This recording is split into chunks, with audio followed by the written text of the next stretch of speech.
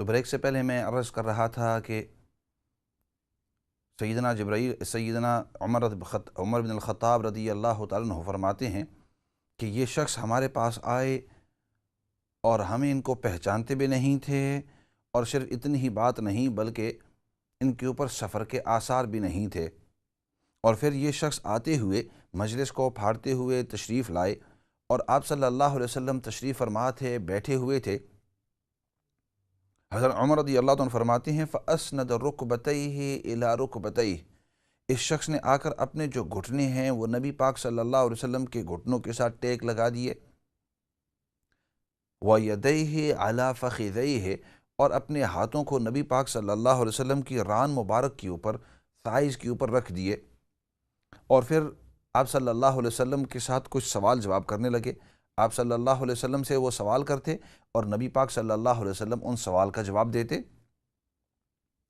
تو انہوں نے سوال کیا کہ مل ایمان، ایمان کس کو کہتے ہیں؟ مل اسلام، اسلام کس کو کہتے ہیں؟ آپ صلی اللہ علیہ وسلم اس کا جواب دیتے۔ پھر انہوں نے پوچھا کہ مل احسان، احسان کس کو کہتے ہیں؟ آپ صلی اللہ علیہ وسلم نے بتلایا احسان کس کو کہتے ہیں۔ پھر انہوں نے پوچھا کہ متی الساعہ، قیامت کب ہے؟ تو نبی پاک صلی اللہ علیہ وسلم نے مختصر انداز کے اندر بتلایا کہ مجھے اس کا علم نہیں ہے۔ پھر اس نے پوچھا کہ قیامت کی نشانیوں کے بارے میں ہمیں بتلائیں، تو نبی پاک صلی اللہ علیہ وسلم نے قیامت سے پہلے جو بڑی بڑی مین جو نشانیاں ہیں جو واقع ہونے والی ہیں اس کے بارے میں بتایا۔ تو عجیب بات، حضرت عمر رضی اللہ عنہ فرماتے ہیں ہم جتنے بھی وہاں بیٹھے ہوئے تھے ہم بڑے تعجب کے اندر پڑ گئے۔ ایک تو وہ سوال کر رہے تھے اور نبی پاک صلی اللہ علیہ وسلم ان سوال کا جواب دے رہے تھے، اور دیتے ہوئے جب بھی آپ صلی اللہ علیہ وسلم کوئی سوال کا جواب دیتے تو وہ کہتے صدقتا، تم نے سچ کہا، تم نے ٹھیک کہا۔ تو ہم یہ تعجب کر رہے ہیں اپنے ذہن کے اندر کہ ایک تو یہ کہ یہ سوال کرتے ہیں، اور جب نبی پاک صلی اللہ علیہ وسلم نے سوال کا جواب دیے تو اب کہتے ہیں کہ ٹھیک ہے، گویا اس کو جواب پتہ تھا۔ پھر وہ سوال کرتے، نبی پاک صلی اللہ علیہ وسلم جواب دیتے تو پھر وہ کہتے تم نے ٹھیک کہا ہے، تم نے صحیح کہا ہے۔ خیر، وہ سوال کرتے رہے، نبی پاک صلی اللہ علیہ وسلم ادھر سے جواب دیتے رہے، سوال کرتے رہے، نبی پاک صلی اللہ علیہ وسلم جواب دیتے رہے، اور بڑے کیجول، بڑے بے تکلفانہ انداز کے اندر، جیسے ایک آدمی دوسرے دوست کے ساتھ کئی سالوں سے جانتا ہو، اور بے تکلف ہو انداز کے اندر۔ اب جب سوالات اس کے پورے ہوئے، آپ صلی اللہ علیہ وسلم کے جوابات پورے ہوئے، تو وہ کھڑے ہو کر وہ شخص، اور جیسے آئے تھے بغیر کسی سے بات کرتے ہوئے، اسی طرح بغیر کسی اور سے بات کرتے ہوئے مجلس کو چیرتے وہاں آخر تک نکل گئے، چلے گئے۔ ہم جتنے بھی ہیں وہاں ہکے بکے رہ گئے کہ یہ ماجرا کیا تھا، یہ شخص کون تھا، اور اس انداز کے اندر آیا، سوال کیا، اور نبی پاک صلی اللہ علیہ وسلم نے اس کو پوچھا بھی نہیں تو کون ہے، کدھر سے آیا ہے، کیوں اس طرح پوچھ رہا ہے۔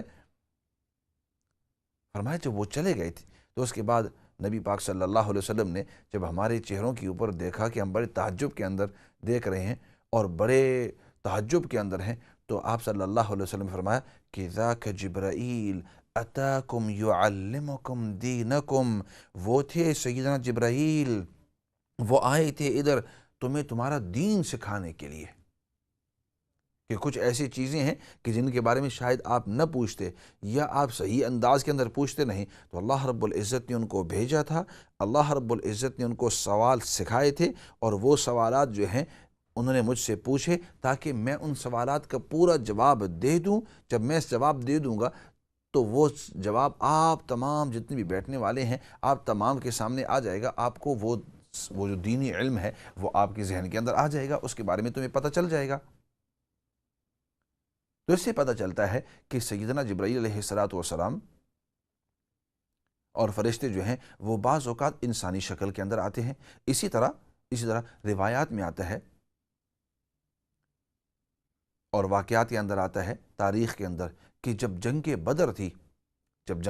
بدر تھی تو اس وقت اللہ رب العزت نے مسلمانوں کو تسلی دینے کے لیے فرمایا کہ تم مسلمان تسلی رکھو، اللہ رب العزت 3000 فرشتے تمہاری مدد کے لیے بھیجیں گے، اور پھر 3000 من الملائکۃ مسومین، کہ 3000 فرشتوں کو اللہ رب العزت بھیجیں گے، اور پھر انتظار کرتے کرتے اللہ رب العزت نے پھر اور زیادہ تسلی دی، فرمایا اللہ رب العزت تمہاری مدد کے لیے، تمہاری امداد کے لیے 3000 نہیں بلکہ اب 5000 فرشتے بھیجیں گے، اور وہ تمہاری مدد کریں گے جنگ بدر کے اندر، تم مستقیم رہنا، استقامت کے ساتھ ڈٹ کر رہنا۔ اللہ رب العزت نے قرآن کریم پھر آگے فرمایا 5000 من الملائکہ، کہ اللہ رب العزت 5000 فرشتوں کو بھیجیں گے۔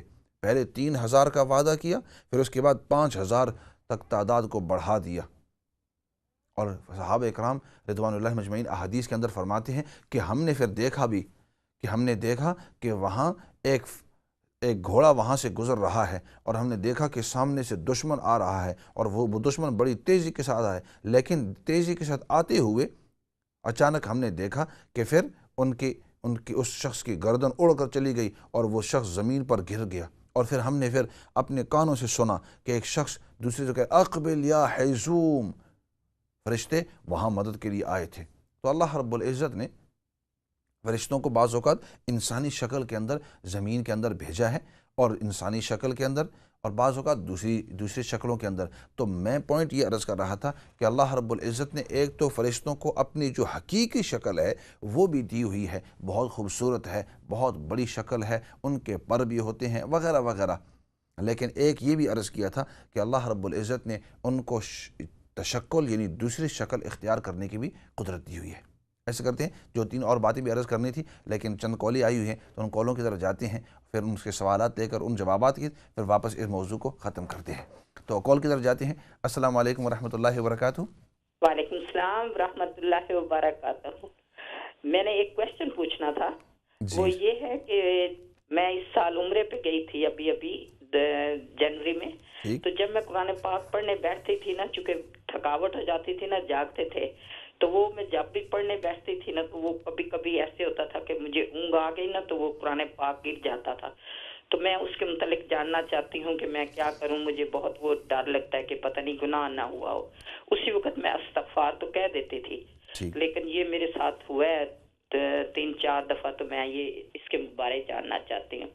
تھینک یو جی، پلیز ضرور اس کا جواب دیجیے گا۔ Thank you. ضرور انشاءاللہ اس کا ضرور جواب دے دیں گے۔ اگلی کال کی طرف جاتی ہیں۔ السلام علیکم ورحمۃ اللہ وبرکاتہ۔ وعلیکم السلام ورحمۃ اللہ وبرکاتہ۔ جی، آپ کہاں سے سسٹر بات کر رہے ہیں؟ جی، میں برمنگھم سے بات کر رہی ہوں۔ ٹھیک ہے، تو میں نے پوچھنا تھا ایک کویشچن۔ جی پوچھیں، ضرور میں سن رہا ہوں۔ اچھا، ایک لا الہ الا اللہ کی تسبیح پڑھتے ہوئے آگے انگلش فلمیں لگی ہوں تو کیسا ہے؟ لا الہ الا اللہ کی تسبیح پڑھتے ہوئے؟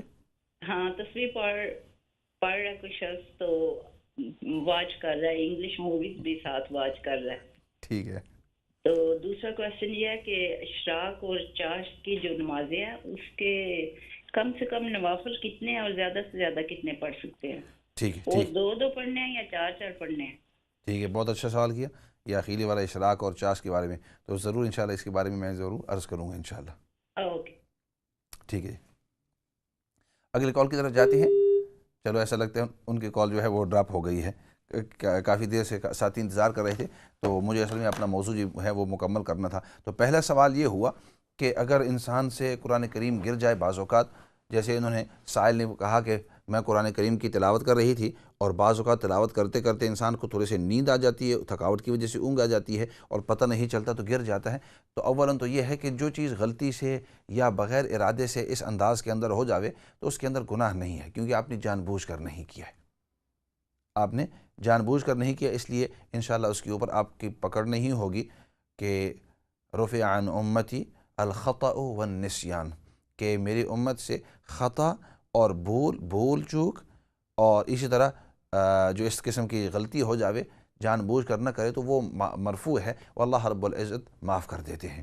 لیکن اس کے باوجود انسان کا دل پھر بھی بعض اوقات یہ ہوتا ہے کہ اب میں کچھ نہ کچھ کر لوں تاکہ یہ میرے ذہن کے اندر کانشیس کے اندر نہ رہے کہ مجھ سے قرآن کریم گر گیا تھا۔ تو اس کا آسان مسئلے کے طور پر ضروری نہیں ہے، لیکن اپنے دل کی تسلی کے لیے اگر کوئی تھوڑا سا صدقہ دینا چاہے کسی غریب فقیر کو، کہ دل کے اندر یہ ہے کہ صدقے کے ذریعے مجھے کوئی نیکی ہوگی تو اس وہاں جو مجھ سے غلطی ہو گئی ہے اس غلطی کی تلافی ہوگی. گناہ تو ویسے بھی نہیں ہوگا، لیکن ویسے اپنے رفع درجات کے لیے اگر کوئی کرنا چاہے تو کر سکتا ہے، لیکن چونکہ غلطی سے ہوا ہے اس لیے انشاءاللہ اس کے اوپر پکڑ نہیں ہوگی. اس کے بعد والا جو سوال ہوا وہ سوال یہ ہوا کہ بعض اوقات ہم تسبیح پڑھتے ہیں، چاہے آپ کلمے کی تسبیح پکڑ رہے ہیں یا سبحان اللہ الحمدللہ اللہ اکبر پڑھ رہے ہیں، یا آپ درود شریف پڑھ رہے ہیں یا استغفار پڑھ رہے ہیں، اور سائل کہتے ہیں کہ اس وقت ہم انگلش مووی بھی دیکھ رہے ہیں، چاہے انگلش ہو، انڈین ہو، پاکستانی ہو، گجراتی ہو، پتہ نہیں سعودی ہو، عربی ہو، کوئی بھی مووی ہے مطلب، تو آپ مووی دیکھ رہے ہیں اور اور یہ بھی عجیب ایک چیز ہم نے بھی دیکھی ہے کہ بعض اوقات یہ لوگ ہوتے ہیں وہ تسبیح کے دانے ان کے پاس ہوتے ہیں، تو وہ دانہ جو ہے اس طرح دانے پھینکتے بھی رہتے ہیں اور آپ کی بات بھی سنتے رہتے ہیں. اور بعض بڑوں کو، بڑی عمر والوں کو دیکھا ہے کہ وہ آپ سے بات جی ہاں اس طرح ہو رہا تھا، اور جو منکے ہیں وہ بھی پھینک رہے ہیں، وہ منکے اس طرح ہاں جی ہم گئے تھے وہاں اور وہاں شادی بہت اچھی تھی اور ان کے کپڑے بھی اچھے تھے، اور اس طرح اس منکے بھی پھینک رہے ہیں. بھائی اللہ کے بندے، یہ آپ کس کو دھوکہ دے؟ اگر عادت کے طور پر کریں تو اس کو نیچے رکھ دو نا. تو وہ من کے بھی اس طرح پھینک رہے ہیں.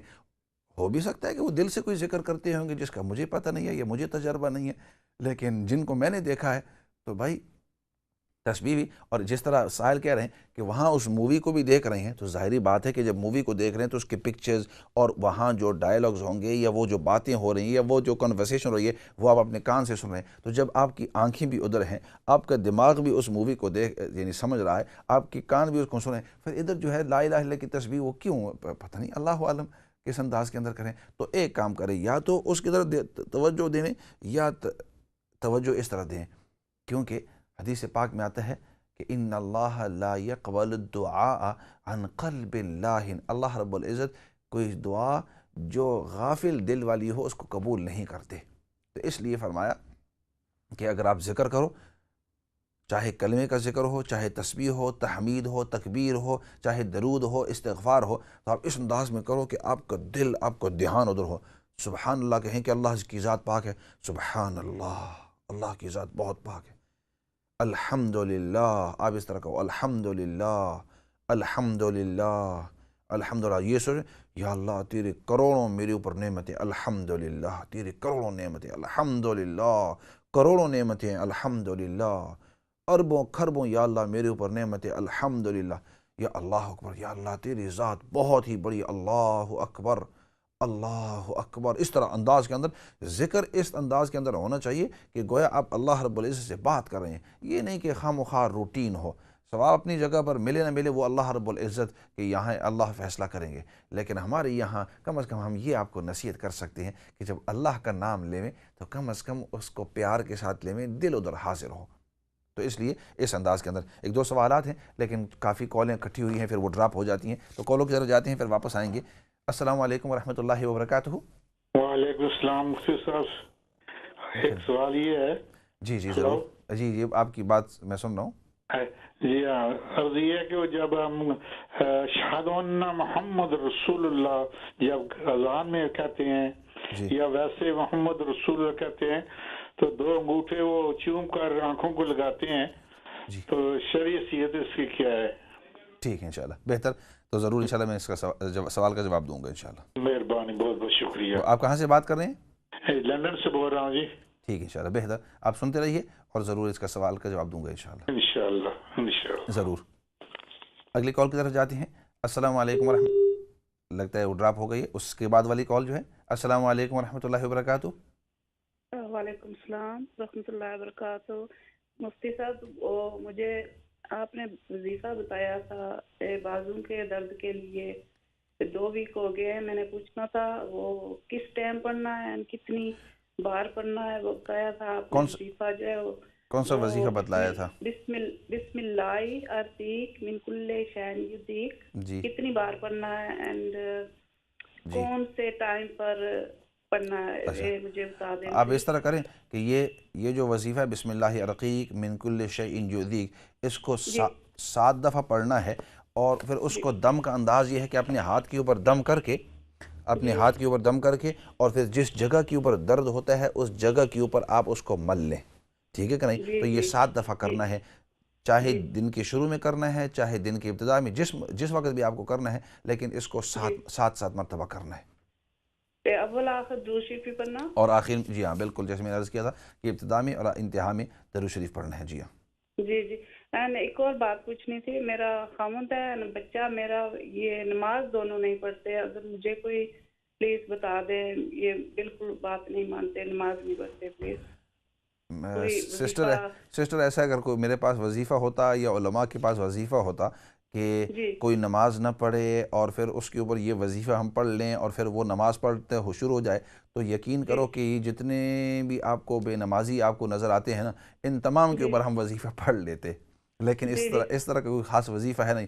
ہاں اتنی ہے اچھا، دعا کرنا پلیز، میں بھی دعا کرتی ہوں، پلیز دعا کرنا ہمارے لیے۔ نہیں، اگلی بات یہ ہے کہ آپ ان کو اس طرح کریں، دعا تو ضرور ہم کریں گے، لیکن آپ ان کو ترغیب دو، ترغیب، اور یہ نبی پاک صلی اللہ علیہ وسلم کا طریقہ ہے، قرآن کا طریقہ ہے کہ جب آپ کسی کو کسی نیک عمل کی طرف دکھا رہے ہیں تو ان کو ترغیب دو کہ اگر آپ یہ کرو گے تو اس کے یہ دنیا اور آخرت کے اندر فوائد ہیں، اور اگر آپ یہ کام نہیں کرو گے تو دنیا کے اندر بھی آپ کا نقصان ہے، آخرت کے اندر بھی نقصان ہے، تو اس کے جو فوائد ہیں وہ بھی بتلاؤ اور نقصان سے ڈراؤ۔ قرآن کا حدیث کا یہ انداز ہے، آپ ان کے ساتھ یہ انداز اختیار کریں، ٹھیک ہے انشاءاللہ؟ جی جی، مہربانی، دعا کرنا، اللہ حافظ، اللہ آپ کو سلامت رکھے، اللہ آمین۔ اگلے کال کی طرف جاتے ہیں۔ السلام علیکم ورحمۃ اللہ وبرکاتہ۔ السلام علیکم۔ وعلیکم السلام ورحمۃ اللہ وبرکاتہ۔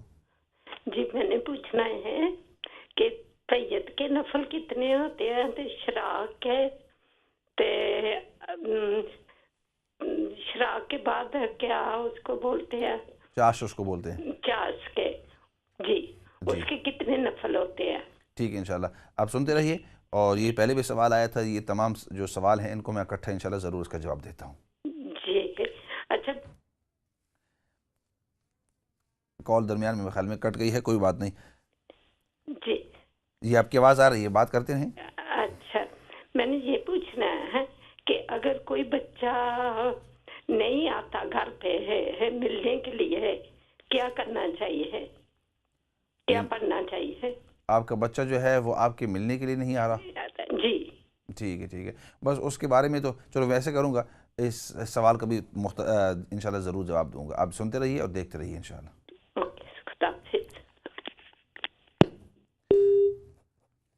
اگلے کال کی طرف جاتے ہیں۔ السلام علیکم ورحمۃ اللہ وبرکاتہ۔ وعلیکم السلام ورحمۃ اللہ وبرکاتہ۔ مفتی صاحب کیسے ہیں؟ الحمدللہ، اللہ کا لاکھ لاکھ شکر ہے۔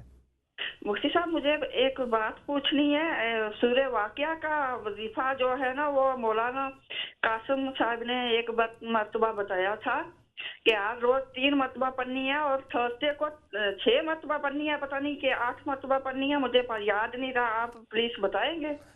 میرے تو ذہن کے اندر نہیں ہے، لیکن اگر ذہن کے اندر آ گیا تو میں ضرور انشاءاللہ بتلا دوں گا۔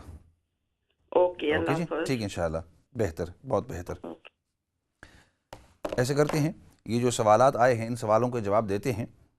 تو پہلا سوال یہ ہوا تھا کہ اشراق کے بارے میں، چاش کے بارے میں، اور پھر بعد میں سوال آیا تہجد کے بارے میں، تو ایسے کرتے ہیں ان تینوں سوالوں کے جواب اکٹھے دے دیتے ہیں۔ اشراق کہتے ہیں نماز پڑھنا جس وقت شروق ہو جاوے۔ شروق کا مطلب کہ سورج طلوع ہونے کے بعد اتنا اونچا ہو جاوے جس کو فقہ کی اصطلاح میں ایک نیزہ کہتے ہیں، تقریباً 5-6 فٹ کا، اس کی جب بلندی ہو جاتی ہے تو اس کو اشراق کا وقت کہتے ہیں، شروق کا وقت۔ تو اس وقت انسان اگر چاہے تو 2 رکعتیں بھی پڑھ سکتا ہے، نفل ہوتی ہیں، اور اگر انسان چاہے تو 4 رکعتیں بھی پڑھ سکتا ہے، اور اس کی بڑے فضائل آئے ہوئے ہیں۔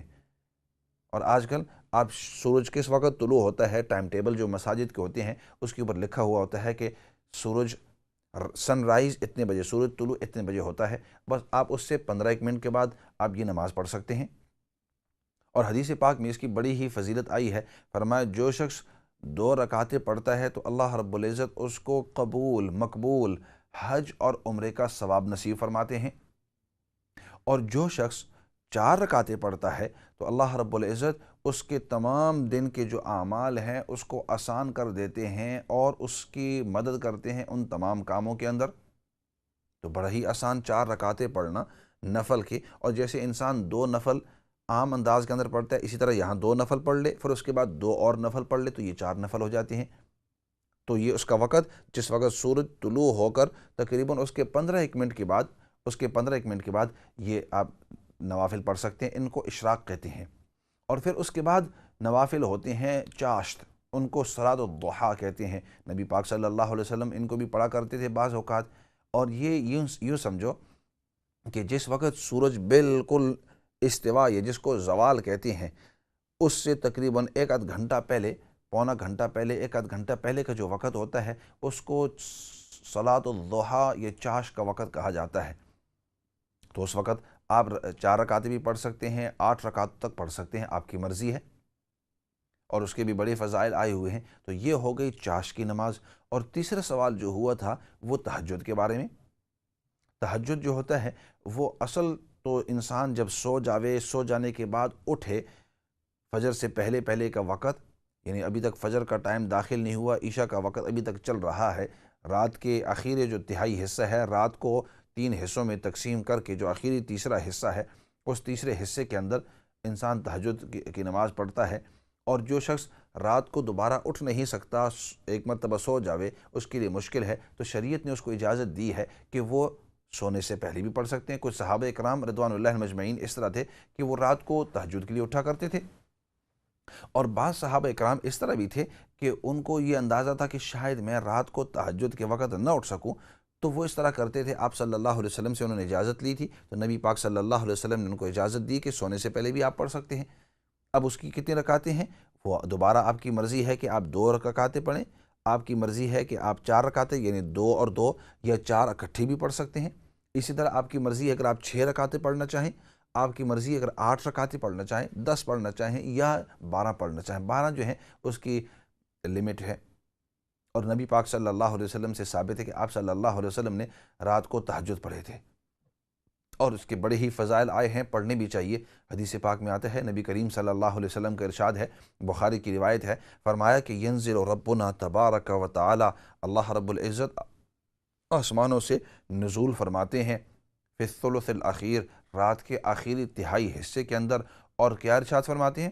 فرمایا حل من داع فاجیب له، کوئی دعا کرنے والا ہے کہ میں اس کی دعا کو قبول کروں؟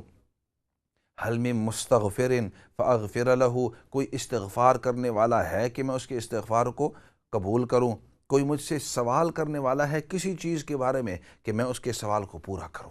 تو اللہ رب العزت آسمانوں سے یہ ندا دیتے ہیں، یہ دلواتے ہیں، اور پھر آسمانوں سے بندوں کی طرف، بندے جو ہیں اس وقت جو دعا کرتے ہیں، اللہ رب العزت تہجد کے وقت کی دعا کو ضرور قبول فرماتے ہیں۔ تو یہ تھا تہجد کے بارے میں۔